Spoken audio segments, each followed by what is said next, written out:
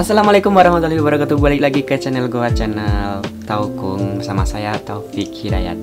Oke, jadi di video kali ini gua bakal ngebahas tentang per-HP-an di Jepang ya. Jadi banyak sekali dari teman-teman yang minta buat share tentang cara beli HP di Jepang, cara untuk dapetin HP di Jepang dan dibawa pulang di Indonesia. Nah, jadi nggak banyak sih. Jadi ada sih dari teman-teman yang komen, "Kak, gimana sih cara beli HP di Jepang itu?" Jadi ya lumayan banyak yang minta seperti itu. Jadi ya gue bikinin konten hari ini. Oke, jadi langsung aja kita ke topik pembicaraan hari ini. Langsung saja cek videonya. Oke, jadi yang pertama yang harus kalian ketahui adalah HP di Jepang itu menggunakan, bukan HP-nya ya. Jadi sistem jual beli HP di Jepang itu ada yang namanya sistem kontrak. Ya, apa itu sistem kontrak? Sistem kontrak itu ya sama seperti halnya di Indonesia, yaitu sistem kredit ataupun nyicil ya. Jadi sama halnya seperti kalau kalian mau beli motor ya di dealer gitu, kita mau kredit ya gitulah, pakai harus uang muka dan dicicil tiap bulannya. Nah, jadi sama seperti itu di Jepang. Kalau mau ngambil HP ada sistem kredit seperti itu. Jadi yang bikin mudah itu kita beli HP dengan sistem kredit. Nah, makanya orang-orang di Indonesia di Jepang, mereka pasti HP-nya itu bagus-bagus. Nah, contohnya kayak bukan mau pamer. Ini kan bukti kalau kita bisa beli HP dengan mudah di Jepang dan murah. Nah, sebenarnya adalah ini adalah ini bukan punya gue ya, ini punya temen gue. Ini adalah iPhone X, mereka bisa beli iPhone 12 Pro, ini adalah iPhone 11 Pro, dan ini adalah ya yang iPhone agak lumayan jadul, iPhone 8. Nah, jadi seperti inilah bukti kalau beli HP di Jepang itu gampang. Nah, jadi meskipun kalian baru datang ke Jepang masih 1 bulan, kalau mau beli HP, pengen HP, belum punya duit, bisa langsung ke counternya, bisa langsung beli HP, diantarin teman, langsung ngambil dengan biaya DP itu cuman 1 juta ataupun berapa ratus ribu gitu bisa, asalkan kalian rutin bayar tiap bulannya. Oke, langsung aja. Sebelum gue lanjut ke pembicaraan selanjutnya, gue bakal jelasin dulu toko-toko HP di Jepangnya. Jadi di Jepang ada 3 provider ternama yang istilahnya menguasai dunia per-HP-an Jepang ya. Yang pertama adalah ada SoftBank, Docomo, dan au. Nah, apa ini SoftBank, Docomo, au? Nah, SoftBank, Docomo, au ini adalah perusahaan kalau di Indonesia itu semacam Telkomsel, Tri, dan Indosat ya, yang menguasai jaringan di Jepang. Sebenarnya masih banyak lagi di Jepang kayak UQ Mobile dan lain-lain. Tapi 3 perusahaan ini adalah perusahaan yang paling diminati oleh orang-orang di sini. Jadi bedanya dengan di Indonesia, kalau kita di Indonesia kan bisa beli HP di counter dan ngambil HP. Misalkan kita beli HP di counter, nah kita beli kartu bisa milih. Kalau di sini nggak bisa. Kalau kalian mau beli HP, sebelumnya kalian harus nentuin mau beli di Docomo, au, ataupun SoftBank dulu. Nah, buat apa sih perbedaan 3 ini? Gue juga kurang tahu apa perbedaan detailnya. Yang jelas perbedaannya itu mungkin harga sewa per bulan, harga internet, harga cicilan itu pasti beda. Dan mana yang paling menguasai dari 3 ini, mana yang nomor 1 itu gue juga kurang paham, karena banyak orang-orang pendapat yang berbeda. Ada yang ngomong SoftBank itu yang paling enak, ada yang ngomong au yang paling enak, dan ada yang ngomong Docomo yang paling enak. Itu adalah pendapat orang masing-masing. Kalau gue sekarang make au, nggak tahu kenapa sih, karena katanya au itu kartu mahasiswa, jadi mudah murah apa nggak gimana, nggak tahu juga sih, sama aja lah kayaknya, mungkin sama aja itu, nggak peduli. Jadi gua pakai au. Kok malah melenceng pembicaraan ini. Oke, balik lagi ke benang merah ya. Jadi kalau mau beli HP tadi ya, kalian harus nentuin kemana dulu, mau pilih provider apa dulu. Misalkan au, oke, kita pilih au. Jadi kita pergi ke au shopnya. Di situ ada yang mana au shop, toko au. Jadi tokonya itu kuning. Tokonya kalau kuning au itu pasti toko au ya. Nah, kalau kita sudah datang, kita bisa di situ kita beli cash, kontrak juga bisa. Nah, kalau nggak punya duit kita bisa beli. Kalau nggak punya duit bisa nyicil. Kalau punya duit ya kita langsung cash. Nah, tapi kalau mau beli cash itu ada syarat. Bukan cash. Kalau mau beli kontrak itu ada syaratnya. Nah, kalau buat orang asing, kalau mau beli kontrak, minimal kita harus mempunyai visa selama 1 tahun. Kenapa?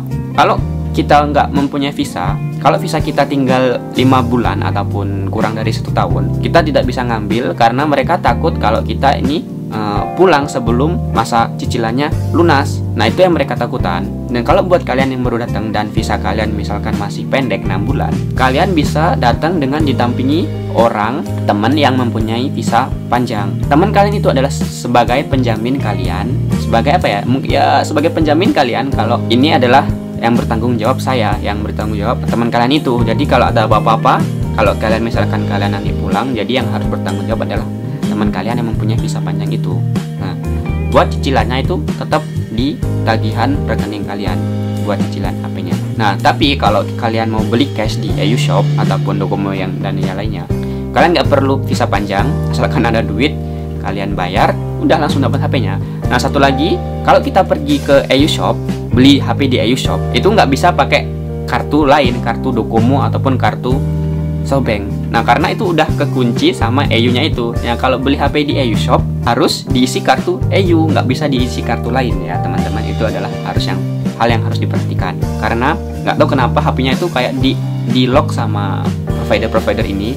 Kalau kita beli Softbank ya harus pakai Softbank. Kalau beli Docomo ya harus pakai kartu Docomo. Seperti itu. Nah, kalau kita pengen pindah kartu, nggak usah khawatir. Kita bisa di-unlock lewat internet ataupun datang ke tokonya lagi buat ini di-unlock, dibuat SIM free lah istilahnya. Kalau orang sini nyebutnya SIM free, itu bisa dipakai SIM apa aja. Nah, kalau masih lock itu nggak bisa dipakai selain kartu di tempat belinya tadi. Satu lagi, nah buat teman-teman yang pengen ini buat pulang HP dari Jepang, bisa sih beli HP di EU Docomo terus di unlock bawa pulang, itu bisa. Tapi jaringannya, gue pernah unlock HP gue kan, sini HP ini udah gue unlock, tapi sinyalnya susah di Indonesia buat gue pakai aku Telkomsel, dipakai kartu Telkomsel, sinyalnya tuh susah banget dapat sinyalnya. Itu udah kelamaan HP yang kita beli di EU Shop ataupun provider Jepang. Nah, jadi kalau buat teman-teman mau beli HP di Jepang dan dibawa pulang ke Indonesia, ada satu lagi caranya, yaitu beli di Apple Store-nya langsung. Nah, jadi kan ada di Jepang Apple Store, pusat-pusat Apple Store, yaitu di Osaka, Nagoya, Tokyo, yang di kota-kota besar. Kalian pergi ke Apple Store langsung dan beli secara kontan kalau mau dibawa pulang ke Indonesia. Kalau nggak kontan nggak boleh kan, di Apple Store nggak boleh nyicil. Nah, jadi kalau Apple Store itu positif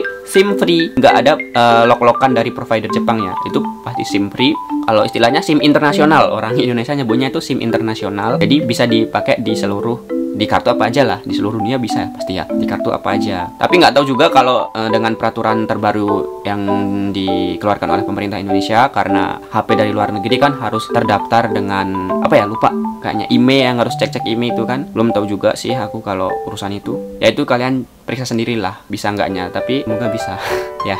Oke, dan selanjutnya buat cicilan dengan gaji di Jepang, orang-orang pekerja di Indonesia Jepang itu biasanya kan rata-rata ya UMR di Jepang itu mereka dapat bersih sekitar 120.000 yen atau sekitar 15 juta kalau di Indonesia itu buat pekerja buruh pabrik. Nah, dengan gaji segitu mereka bisa menyicil sekitar 1 juta, sekitar 20.000 yen atau sekitar 2 jutaan per bulan buat nyicil. Ya, satu lagi karena kita nyicil pasti harganya lebih mahal dari harga kontan kan. Nah, jadi itu yang harus dipikirkan lagi kalau mau menyicil HP di Jepang, pasti harganya bisa sampai 2 kali lipatnya. Kayak temen gue ini beli seharusnya harga 13 juta rupiah, sekitar itulah. Tapi karena dia nyicil harganya bisa sampai 2 kali lipat, dia ngelunasin sampai sekitar 24 jutaan buat HP satu. Nah, jadi itu yang harus kalian pikir matang-matang. Kalau mau cepat-cepat pengen punya HP ya bisa nyicil dengan per bulan. Kalau bisa bersabar ya nunggu dulu, ngumpulin duit dan beli dengan cash. Oke, satu lagi apa ya, buat kenapa orang-orang lebih banyak nyicil, karena kalau nyicil itu bisa sama kartu internetnya. Nah, jadi di Jepang itu kita nggak beli pulsa, nggak beli paket, itu nggak. Kita udah kontrak ya tadi yang dinyamankan sistem kontrak itu, kita beli kartu EU. Itu kita bisa memilih paket internet per bulan. Misalkan paket 5 GB per bulannya 500.000. Jadi kita setiap bulan ya itu terus, dan uangnya itu ditarik di rekening kita otomatis. Sebulan 5 GB 500.000 itu ditarik terus, dan kita nggak harus beli pulsa ataupun paket internet lainnya. Kita udah kontrak selama itu, ya itu terus pokoknya selamanya. Kalau mau diganti ya bisa diganti sih, kita datang ke tokonya lagi, mau ganti paket yang lebih giganya lebih besar ataupun paketnya yang lebih murah, bisa diobrolin sama staffnya. Kita bisa milih paketnya, itu banyak sekali paketnya yang ini per bulan bulan ini itu kita milih dan diganti, itu bisa kalau kira-kira kemahalan ataupun kurang cepet atau kurang besar giganya gitu. Kalau buat nelpon juga udah tercantum di situ sih, sama paket internet ya itu. Oke, kira-kira seperti itu aja sih penjelasan gua tentang HP di Jepang ya. Yang penting saran gua buat teman-teman kalau baru datang yang sabar aja, nggak usah buru-buru pengen beli HP. Itu sih masalah buat teman-teman yang baru datang, biasanya tuh kan HP yang dibawa dari di Indonesia nggak bisa dipakein kartu sini. Nah, ada yang bisa sih. Kalau bisa tuh biasanya yang Oppo. Kalau iPhone pasti bisa. Oppo, Samsung kayaknya bisa. Alhamdulillah. Ada yang nggak bisa. Nah, kalau yang nggak bisa itu pasti kan kepaksa kita harus beli dan belum punya uang. Jadi kita yang banyak sih yang orang-orang teman-teman gua nggak punya uang, tapi karena dia kepepet nggak ada HP, nggak ada bisa komunikasi sama keluarga, dan menekatkan diri buat ngambil HP langsung iPhone 12 kayak gitu. Ya itu fine-fine aja sih kan, karena itu pendapat kita masing-masing. Tapi kalau saran gua,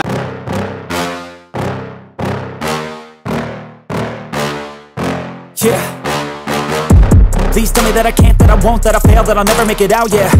Please tell me all the bad, never good. Fill my head full of every single doubt, yeah. Please say any negative thoughts. I pop off when I hear people say I cannot. I get off to the thought of proving everyone wrong. I won't stop to the top, so you better back off and get lost. I'ma stay loud, stay proud, never running out, never heading south. I'll be spreading out, call it word of mouth. Can't put me down, I'll be getting loud. You can have it douse, not what I'm about. Have your cloud, it be raining now. I keep making sound, go another round. I'm legend bound, can't stop me now. You don't wanna fuck with me. A slow burn like a disease. Just tell me that I can, and I'll show you things that you couldn't